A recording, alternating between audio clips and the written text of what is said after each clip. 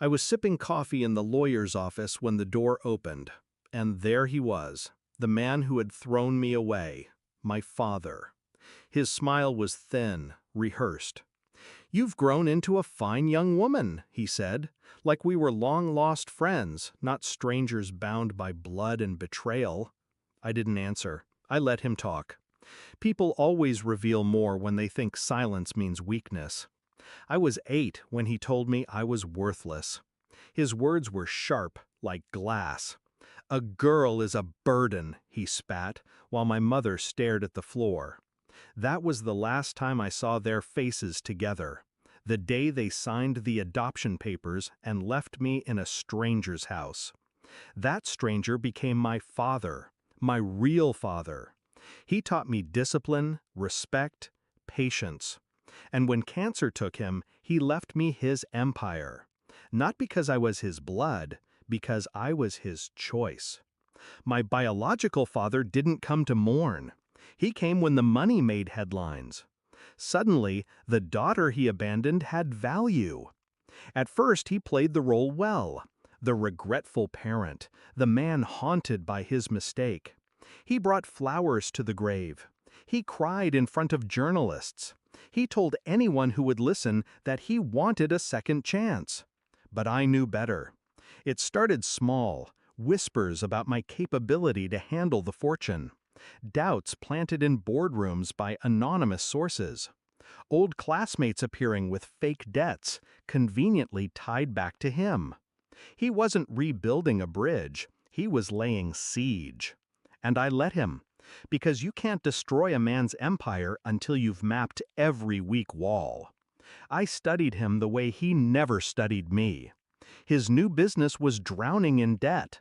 His associates were sharks, circling, waiting for him to bleed.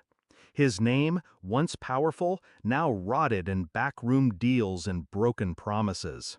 He didn't come back for me.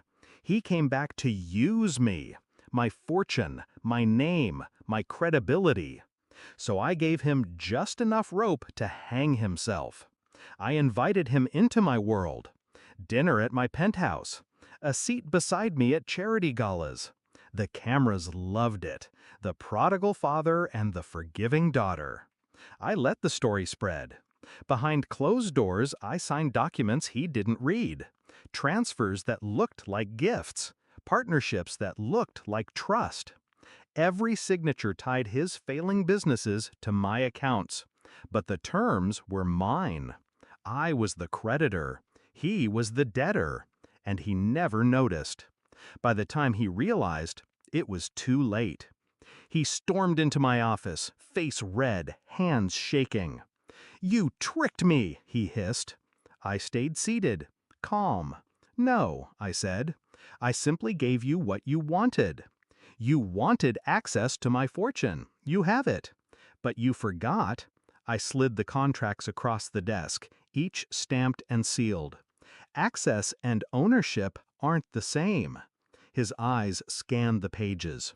Confusion first, then disbelief, then horror. Every move he made under my name now belonged to me. Every asset he had was collateral. He wasn't my conqueror. He was my pawn. The final blow came swiftly. The press, the same reporters he'd courted, turned on him. Fraud, exploitation, embezzlement. Words splashed across headlines with his picture underneath. I didn't have to lift a finger. He buried himself. I just handed him the shovel. The last time I saw him, he wasn't in a suit. He wasn't smiling. He was slumped in a chair across from me, smaller than I remembered. "You ruined me," he whispered. I leaned forward. "No. You ruined me when I was 8 years old. I just returned the favor." He had nothing left to say. Now the empire is mine, the fortune secure, his name erased. And when people ask me if I regret not forgiving him, I laugh quietly. Forgiveness is for equals. He was never my equal. I was 8 years old when he taught me I was worthless. I was 28 when I taught him what I was worth, and I made sure he never forgot it.